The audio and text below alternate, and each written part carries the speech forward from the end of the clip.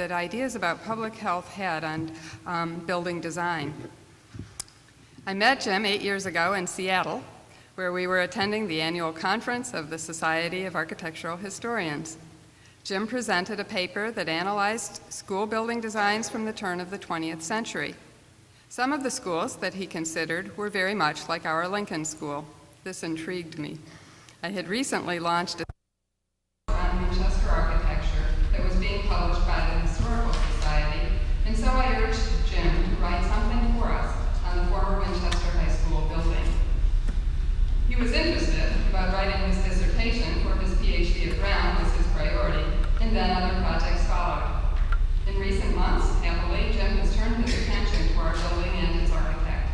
He's now writing an article about Herbert Hale and the Lincoln School for the Historical Society series. Tonight, he will lecture on Golden School Days, the American Schoolhouse, and the New Ideal for Winchester. Please join me in welcoming Jim Ross.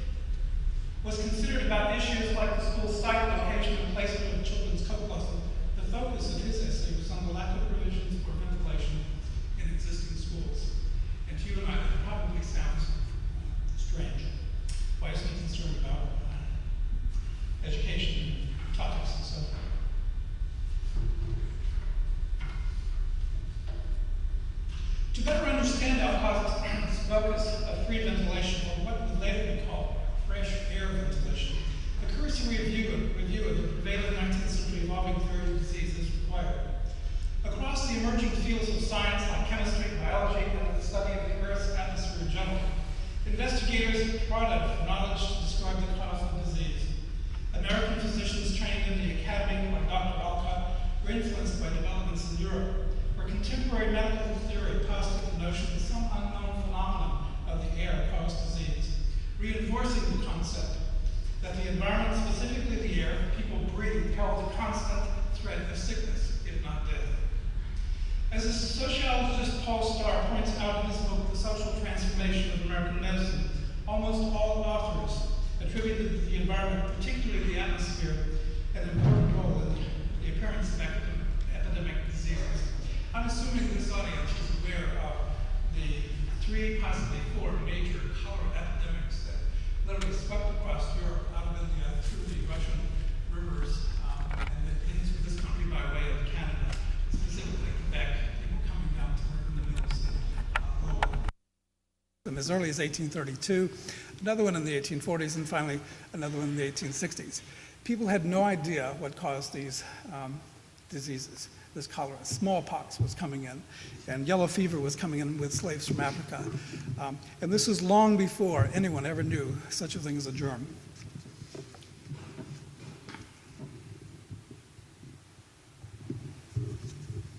Can we have the lights now, please? Scientific knowledge of the relationship between disease and the human body had remained unchanged for the previous 2,000 years. Medical historian and Harvard professor Charles E. Rosenberg has observed, the body could be seen that ways it had been seen since classical antiquity, as a kind of stew pot or chemical vital reaction, proceeding calmly only if all the elements remained balanced. In other words, the body was a city under constant threat of siege. Thus, in 1830, Dr. Alcott's interest in free ventilation and schoolhouse design stemmed from his belief that some pernicious yet unknown aspect of the atmosphere caused disease.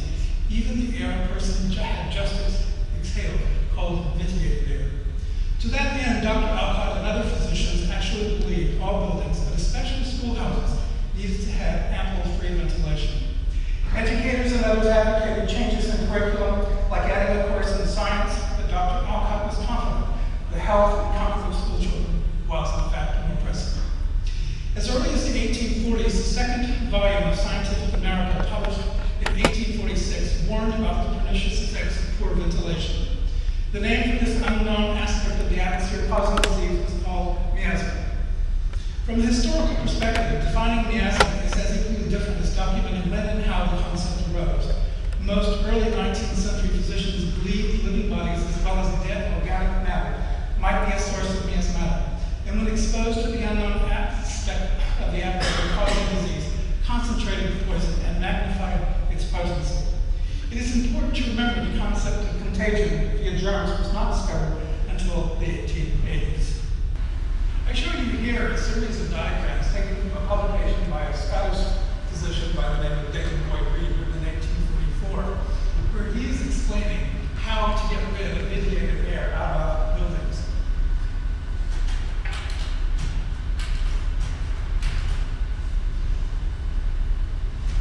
After the publication of Dr.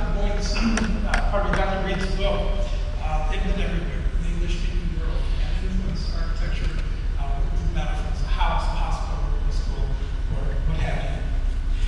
Dr. Alcott promoted good drainage, noting a school building was best suited on an elevated spot of firm ground.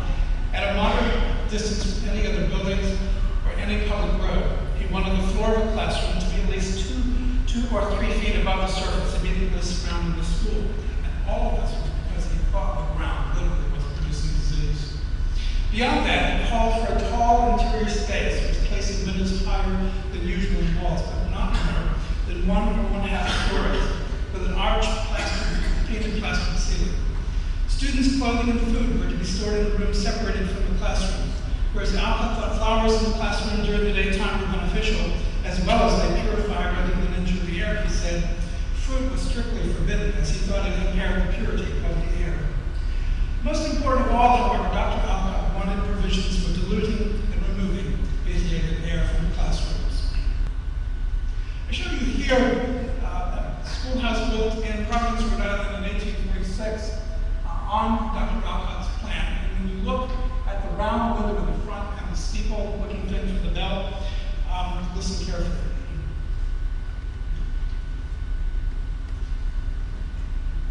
At the same time, he was also sensitive to prevailing notions of correctness in architecture. In response to objections concerning the height of windows, for example, Dr. Alcott wrote, "A Although it may be regarded as a violation of good taste, the numerous advantages which this arrangement will secure vastly outweigh other consideration. He called for double-hung windows with steel 5 feet above the floor, justifying this position with 6 reasons, ranging from students being distracted during lessons to personal injury. Moreover, Dr. Alba thought windows higher up on the walls would be favorable to ventilation, especially the upper part of the window is about to be pulled down, as it ought to be said. To enhance ventilation, he called for a hole or window in the roof so that impure air could escape as fresh air entered and windows were opened near the ceiling. In other words, the building we're looking at had windows over the front door, around the door rondel, up in the triangular area, and an opening there underneath the bell where all this air could constantly be relieved from the building. And if you look carefully, you will see, it's a bad photograph, sorry, but there's a little figure up on the top of this that shows the contraction. The teacher was supposed to go and control this. If she felt the children were not getting enough fresh air through the windows, or it was raining outside, he or she was to go and use this contraction to enhance the bad air out of the building.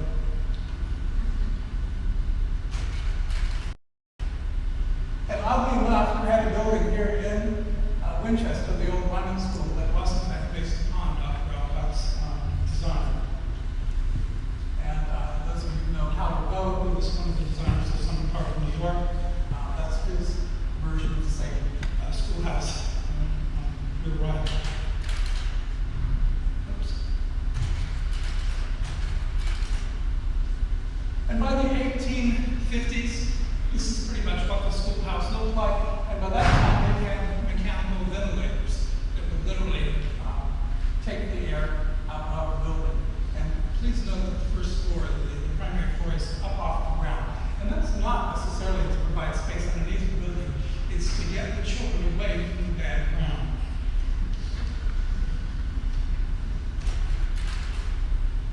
As you move forward into the 1850s, the building on the right, if you look carefully, has a big tower.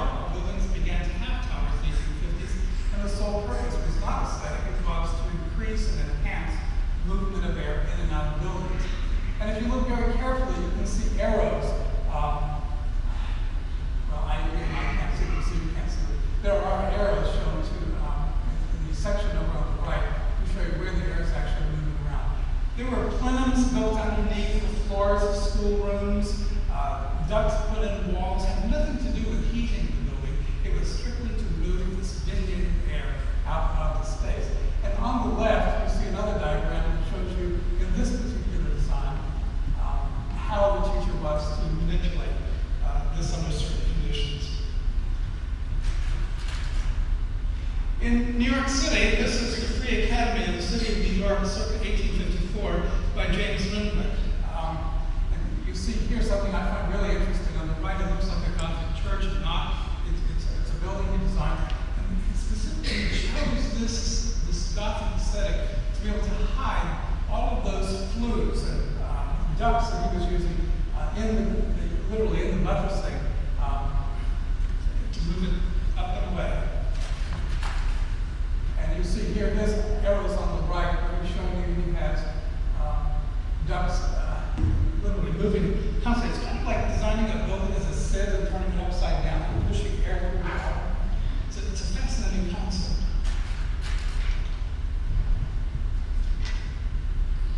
This is a section elevation of school number 4 in New York City in 1855 by William T. Beers, architect. And here again, he's showing you that the most important thing in the design of this school is not classrooms, it is not the structure, it is not the aesthetics, it is whether or not he is successfully moving, ventilating air out of the building. In Chicago, the Haven School in 1861 by G.P. Randall, he's showing you where he's using buttresses and inventing a rather strange-looking kind of architecture. Gothic-type buttresses on the outside of the building and attaching them to the exterior as a way of catching and moving this air around. In Providence, Rhode Island, the Point Street School started using, as they did in France, started using high roof bays on buildings. We call them Second Empire in this country. And the whole purpose of this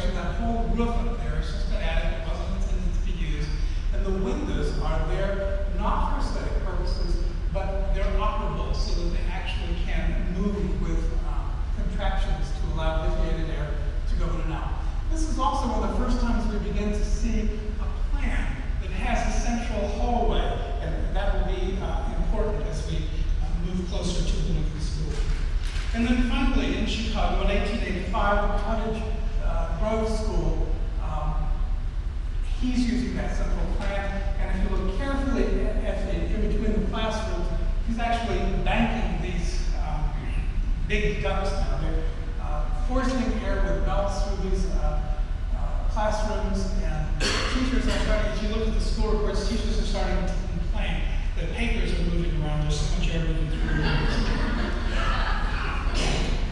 But keep in mind, this is 1885, and something's about to happen in the 1880s. Beginning in the 1880s, under the influence of bacteriology, the emphasis changed from the control of the built environment to use of certain architectural features and materials to control specific diseases. At the 1885 annual meeting of the American Institute of Architects held in Nashville, Tennessee, Glenn Brown announced much has been written and published in a careless manner about germs and germ diseases. Brown warned that bacteria are transported by the air and water above and below ground, advocating no longer using popular interior architectural detailing like tongue and groove wainscoting as joints between individual boards form cracks or dirt. In other words, dirt was now your enemy. The 2 decades before, the Winchester High School Committee held the first of 77 meetings to plan a new high school for the town of Winchester on June 23, 1902, were especially difficult years for school committees. Architects across the country struggled to understand what was required to make schools healthier. In 1883, for example, the year after Cox discovered that germs were the origin and cause of communicable diseases, Superintendent Leach of nearby Providence, Rhode Island, pointed out the spread of contagious disease had a profound impact on school hygiene. Leach described the dilemma as complex, noting the problem was impacted by location of buildings, structure, number and dimension of doors, windows, rooms, ventilating, and heating apparatus. It astounds me as I look at the records of school superintendents, principals, and school committees around this country, how much time they spent worrying about the shape of the building, the doors, the windows, and so forth. Cox's discovery on March 1882 of the tuberculous, in other words, TB, the thing that causes TB, as the etiological agent of tuberculosis, confirmed the disease was not hereditary, as medical therapeutics had promoted for centuries. In other words, up until 1882, the entire planet thought tuberculosis was inherited. It was like red hair or blue eyes. It was something that if your grandmother or grandfather had it, you were probably going to have it too.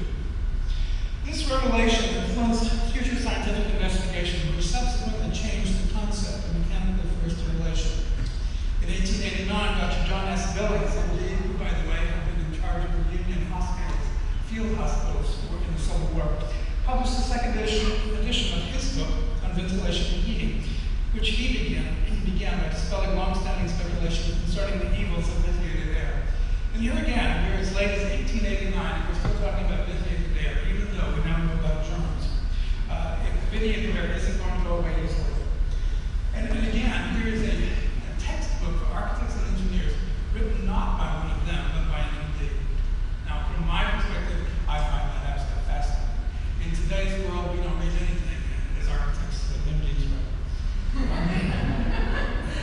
Good ventilation, according to Billings, does not rely on some properties of gases as yet unknown, or some mysteries connected with the fact that heat is a mode of motion of the molecules of matter, which can only be expressed in complicated mathematical formula. But put simply, Billings observes, ventilation is securing a change of air, and argued that just moving foul air did not render it harmless. Interestingly enough, schools began to react to the business of germs. And most of you are aware of such things as bay windows, and occupants, and so forth on houses. Well, guess what? They happen in schools as well. Here is the Lewis Nettlehorst School in Chicago, Illinois, 1892. Unfortunately, I don't have the architect, and there's no record of who did do it. But you see here in the middle of the facade, bay windows, rows of windows, all kinds of attempts trying to move air in and out of the building other than just double-hung windows. But once again, we have a roof hiding a large open bay with a ventilating shaft right in the middle of it. By the end of the 19th century, legislation passed in the Commonwealth of Massachusetts required a specific amount of pure air per minute per cubic foot. That's a mouthful. In public buildings, including schools. In his 1892 annual report, Boston School Superintendent Saber lamented, "There is no subject which seems more perplexing than how best to heat and ventilate our school buildings, and there certainly are few questions on which there are so many diverse opinions." The new legislation required each student be furnished with 30 cubic feet of pure air per minute. Over the next 3 years, by trial and error method, the Boston School Committee reviewed 5 new systems. Whereas the long-standing emphasis had been to dilute and remove ventilated air, the new emphasis was on excessive heat. Maintaining classrooms at a constant temperature produced excessive evaporation from the students' body, causing dryness. To relieve this condition, in 1889, heating and ventilating engineer Thomas Appleton recommended adding moisture to the air after warming. To this end, humidified air has become the standard became the standard in the last decade of the 19th century. Oops, somehow that is in the wrong place. We'll come back. I show you here, and we'll come back to this building in a few seconds, but I show you here a building that is the result of Massachusetts legislation, first of its kind in our country, requiring this so many cubic feet of air per minute. This is South Boston High School. It still exists. Today, it sort of lingers in South Boston. It's now an academy. Building, I think we have 3 different schools actually in the building. It's falling apart. And no one seems in Boston to understand the significance of this building. Probably was the first, in my looking at schools around the country, the first truly modern building where it had all the right classrooms, gymnasium, lockers for girls and boys, kitchen for cooking, all the things that the public health movement of the turn of the 20th century would have required. On the left, I show you the 4-story plan. Again, notice that the first floor is still raised off of the ground, so we don't want germs and anything the ground might produce to get inside. And then finally, the shaping of the building. We'll talk about that in just a moment. It's a very grand facade. Those of you who have stood back from a distance and looked at Lincoln School, and that's hard not to do, especially from downtown, see images here. In just a few minutes, we'll run by. South Boston High School by, in 1902, Herbert B. Hale, architect.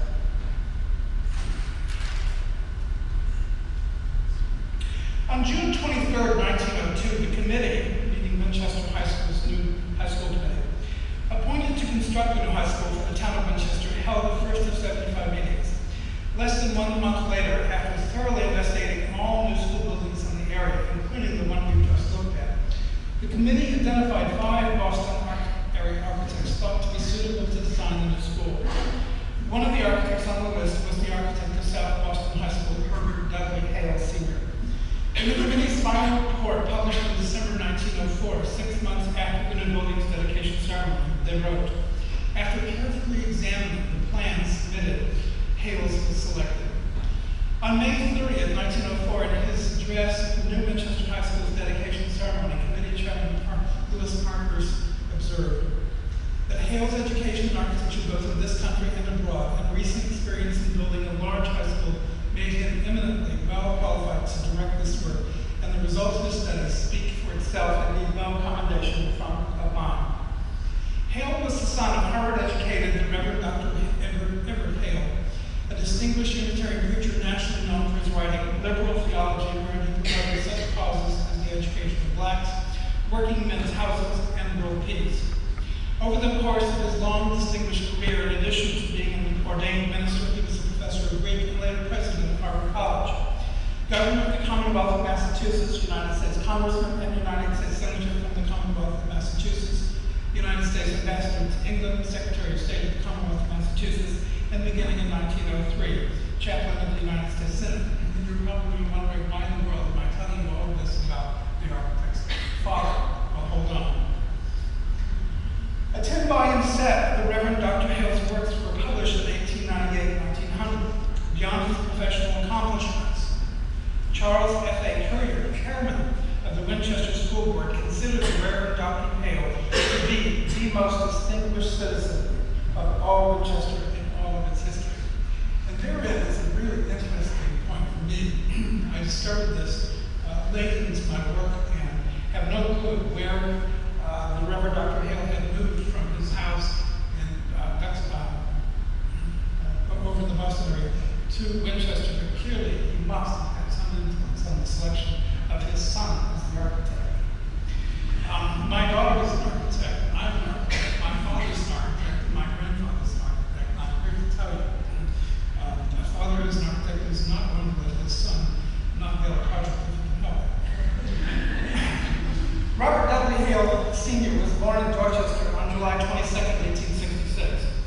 His family later moved to a stately Greek Revival house at 12 Morley Street in Roxbury Highlands, one of many Boston streetcar suburbs, as one writer of the period put it, where town and country seem to merge together, and in many ways, I'm sure, much like many parts of Winchester.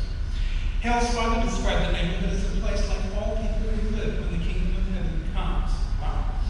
In 1884, after graduating from Roxbury Latin School, Robert Dudley matriculated at Harvard to continue his preparation in the liberal arts, receiving his A.D. degree in 1888. Having an artistic inclination, Hale wanted to pursue a career in architecture. Like two of his siblings who also pursued art-related studies in Paris, older sister Ellen, a well-known painter in the Boston area, and brother Philip, and here, I have no idea where they are, but I put them at the right place, but I did not. At some point, I had a self-portrait by Ellen, graciously illustrated by Maureen, and a painting by Philip Hale, and I honestly believe they were in the right place. Good thing code is not going on here, otherwise I would be up. Hale wanted to take his architecture degree at the École des Beaux-Arts, a prestigious Parisian academy founded in 1671 under the reign of Louis XIV.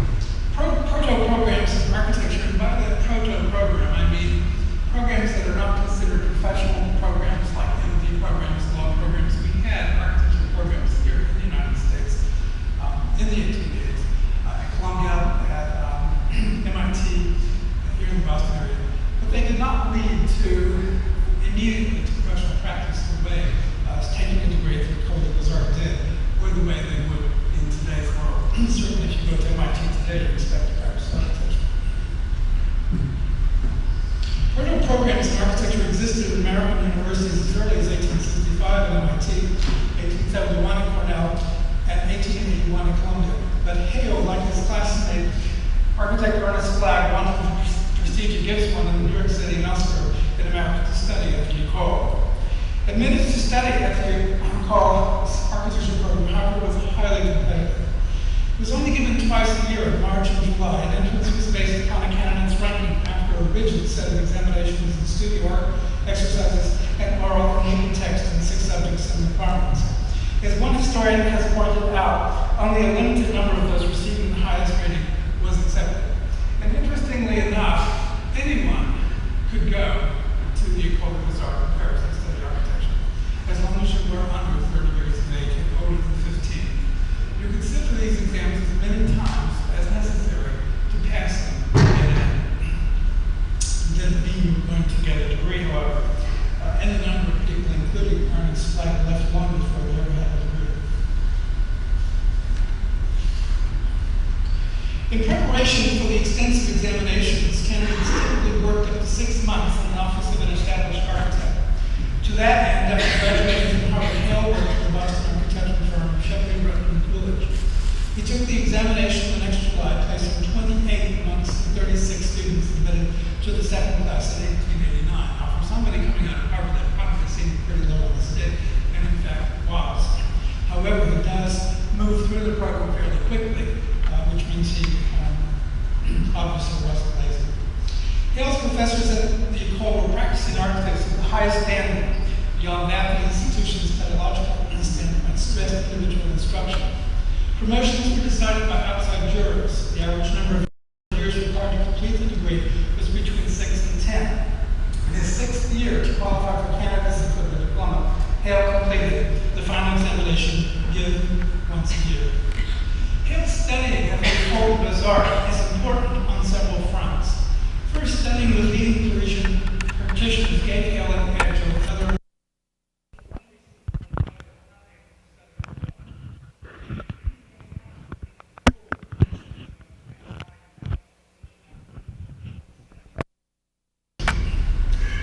As one historian has pointed out, the École's professors were winners of the Grand Prix de Rome with the best training obtainable, engaged in some of the great public building projects of France. Second, each student was allowed to work independently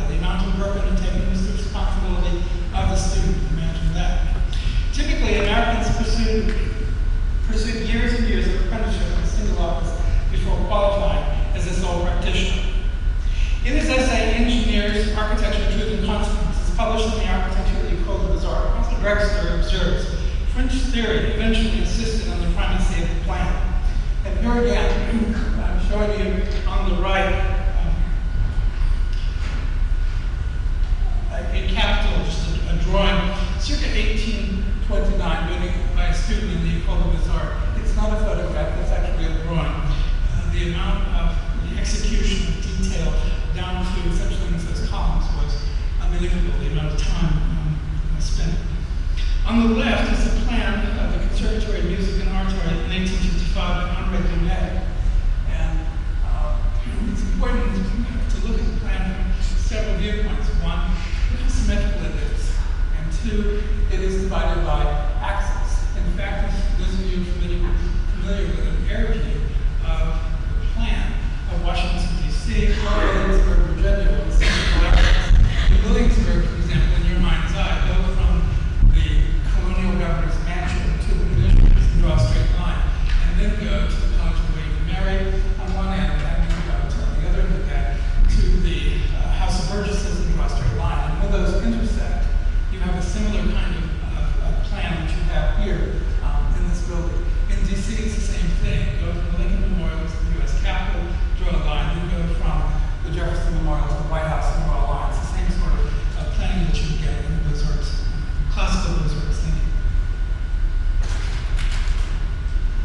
I show you on the right a Beaux-Arts drawing, the Stock Exchange, 1849 by Gabriel David. And again, the formality, the exactness,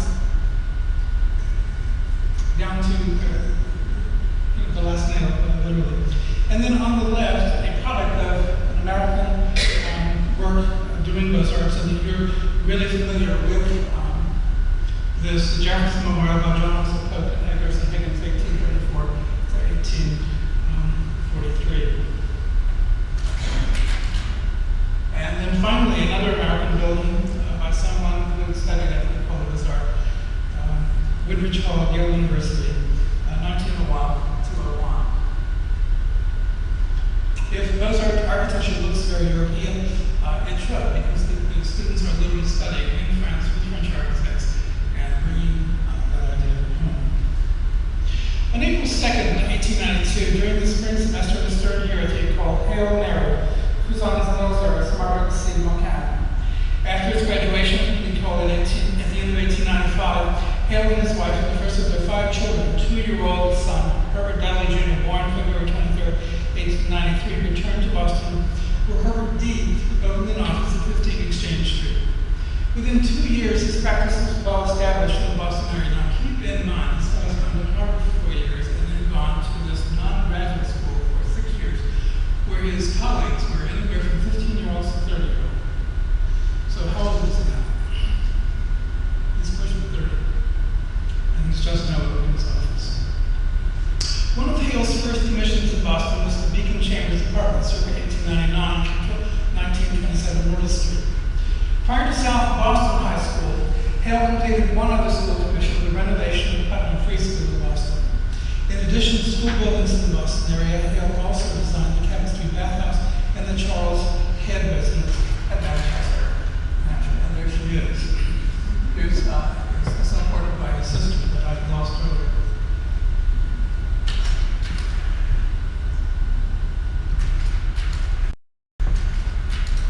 This is the Charles Head residence, circa 1902 to 1903, and about the same time he's doing the schools. You can see that Hale is not just an extra architect. He is, in fact, a world-class architect who has received some funds from one and clearly is in control of large-scale projects, even state or summer houses. In 1903, the Winchester School Committee, the annual school committee's 54th annual report, the superintendent reported. The most important event of this past year was the construction of a new school building. Using experts from statements made by Hale, he pointed out the building was designed and built with the idea of including in its general arrangements all that is needed by a modern high school. You and I probably think, well, isn't that the norm? And I'm going to come back to you and say absolutely not. South Boston High School, which received preceded Lincoln School and Lincoln School were literally cutting-edge designs at their time. The building, to take maximum advantage of the middle school site overlooking downtown Winchester, Hale's design for the building's envelope is the stately grand English manner of the neo-Baroque period called the Georgian style, and then coined after the kings who ruled Great Britain during the late Baroque era of the mid-18th century. Although the overall massing of the building echoes images from the earlier converted architects trained in the Beaux-Arts tradition, plans, sections, illustrations, and especially the heating and ventilation systems were all indeed cutting-edge modernism. Hale's plan for the 450-student school had exterior doors on both ends of a wide central corridor, which allowed the normal opening and closing of exterior doors to enhance the flow of fresh air throughout the building. And then in the process, flush out Germans brought into the school by students and others. And herein you have, as far as I can find, the very first school in America that actually does just that, where you can, by opening and closing doors and having a fancy, very expensive, if you look at the total cost, I'm going to tell you what that was in a moment, the total proportion of the cost for the ventilating system, not the heating system, but the ventilating system, was significant.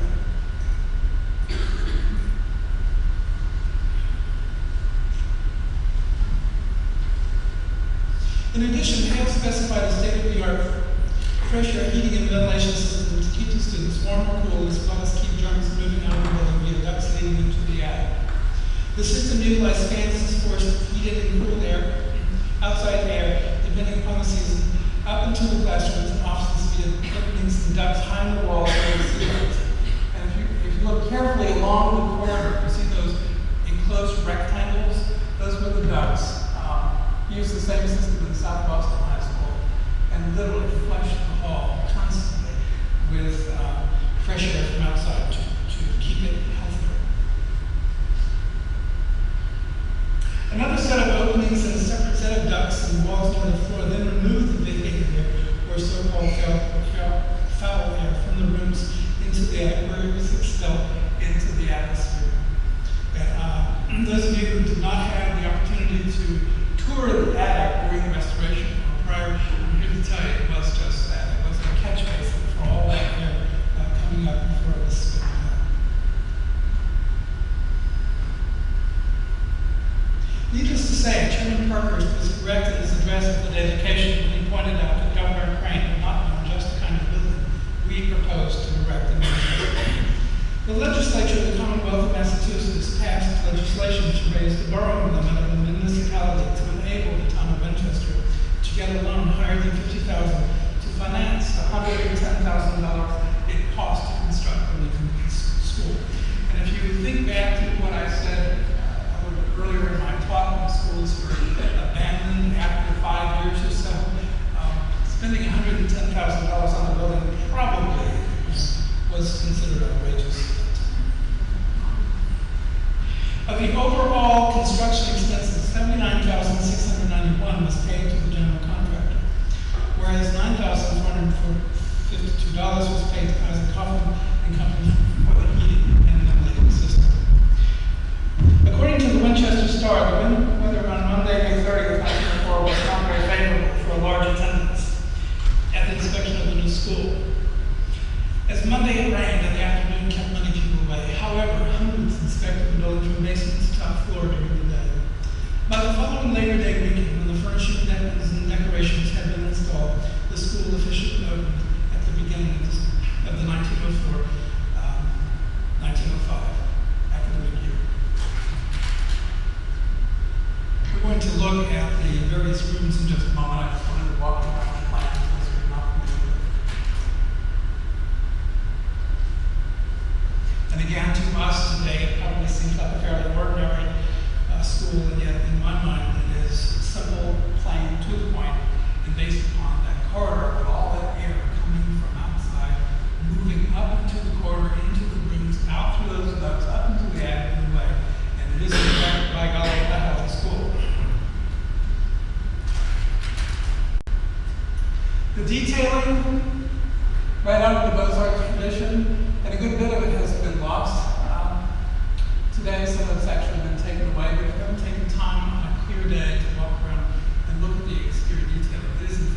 city. It's like walking in parts of Paris or London.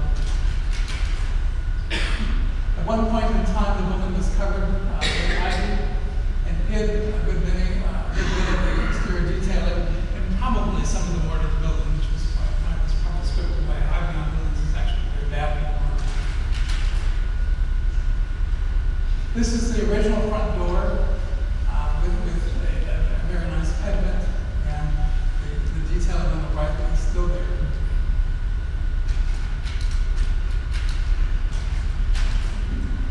And the original, especially over the central front door in the balustrade, is no longer there. It's been gone for quite some time. But every bit as much, from the colonnade down the corridor, which is no longer there, looking from right there at the assembly section, every bit as much a very fine, high-style French building. And then again, I want to draw your attention one more time to those rectangles alongside the hallway. They might seem like just little drawings on the plan, but they are in fact extremely important in the overall design of this building.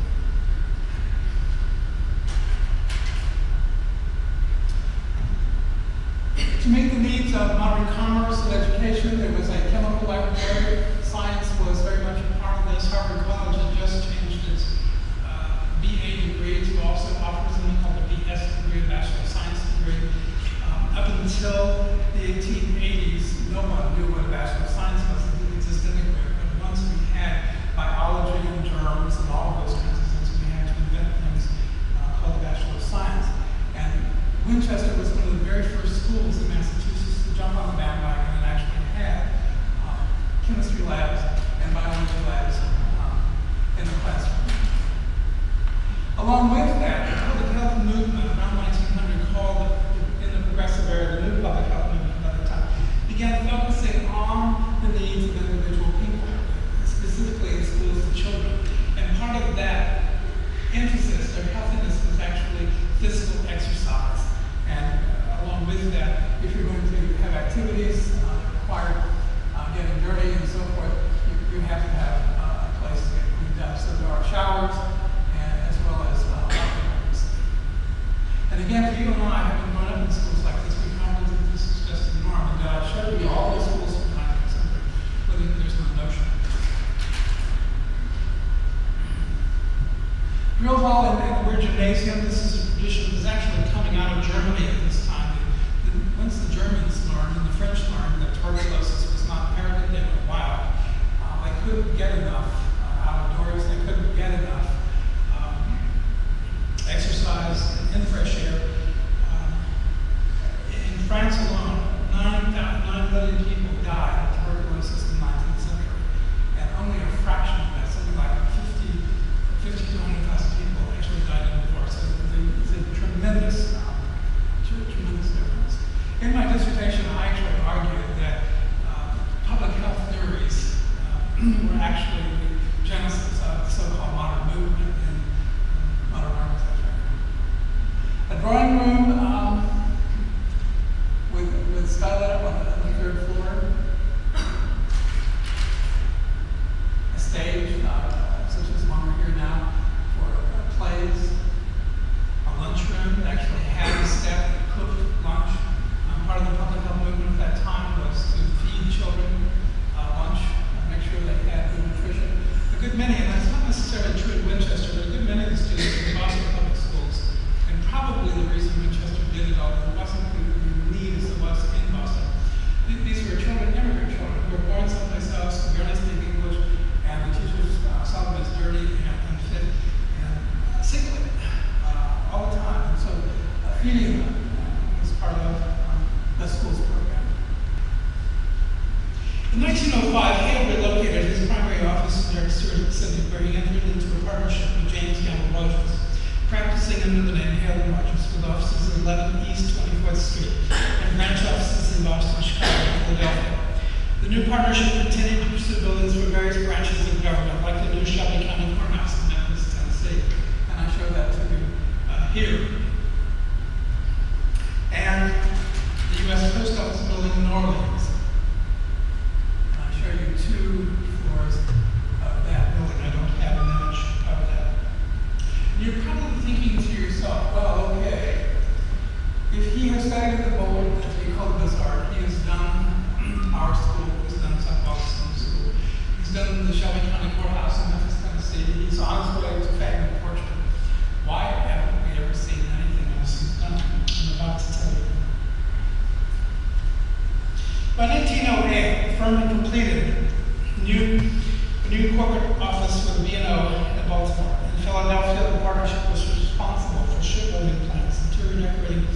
the steamships. Within 2 years of Winchester School's dedication, however, Hale himself was in poor health and had retired from his practice. At the time of his death, the engineer's building in New York City and another project he had won by a national competition was still, in fact, under construction. And believe it or not, Gamble actually took full credit. Rogers took full credit for that building. His biographer, Desmond Linchenfield, was having any part in it. And clearly, in the competition drawings, Hale was there. On December 23rd, 1908, the Harvard Bulletin reported that Hale had spent part of the summer of 1908 in Europe, noting the beneficial effects of this trip gave his family and his friends some encouragement until a few weeks before he began to fail. On November 10, 1908, just 5 years after the opening of the Lincoln School, at the young age of 42, Herbert Hale Sr. died at his home at 82 East 55th Street in Manhattan. 2 days later, the Newbury News reported that Hale had been buried in Sawyer's Hill near the same place in the Norton family. People who knew Hale thought to meet him was at once to be charmed with his reverend fellowship, his sparkling wit, and genial personality. Although the overall number of commissions Hale received were curtailed by his poor health, early retirement, and subsequent untimely death, the legacy of his training at the École and the significance of his abilities as an architect live on in the designs of important buildings in the history of American architecture, like the Winchester High School circa 1902, 04, and beyond. With the publication of Hale's design of the South Boston High School, along with the illustration of the Winchester High School published in the international edition of the July 9, 1904 issue of the American Architect and Building News, architects around the country would soon be building schools based upon Hale's radically different plan, the Winchester School. In 1903, after Finsen, a Danishman, received the Nobel Prize for Physiology of Medicine for his discovery of the bacteria effects of sunlight, Americans began to organize. Historian Nancy Toombs has observed anti-tuberculosis societies pursued many goals, such as encouraging research, sponsoring legislation, and promoting sanitarium construction, but none was more important than educating the public. Anti-TB workers fervently believed that circulating information about the contagious nature of the disease and the preventive measures to avoid it was one of the most effective ways to save lives. To that end, public health officials advocated making buildings healthier by including copious sunlight as well as fresh air, and school architects eagerly began to embrace the concept. I show you here a classroom by Richard Neutra, a German, came to this country in the early 20th century to work and design a classroom where literally the wall could be moved back and the children could go outside. I show you on the right the Francis W. Parker School in San Diego, circa 1915, by William Templeton Johnson. And you can see that they certainly, on your left, you can see they're certainly not afraid of the ground anymore. And then finally, on the right, is the interior of the schoolroom in Denver, Colorado, in 1919, in the Robert W. Steele School. And please note that the windows are no longer double hung. You pull down from the top, raise from the bottom. They're hinged, and they swing wide open. In school buildings like the Winchester High School, were put into mothballs, or began to be put into mothballs, because something else needed to be dealt with. And as we move on into the 1920s, 30s, and 40s, some buildings like the Winchester High School continue, but many of them were abandoned in favor of schools that could literally put children in fresh air situations as a preventive measure against tuberculosis. I thank you very much.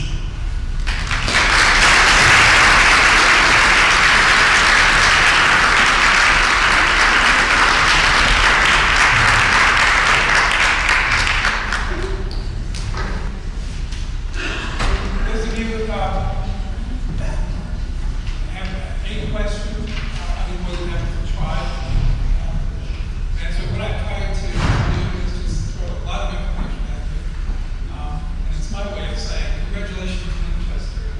few places on the planet, at least in this country, that seems to naively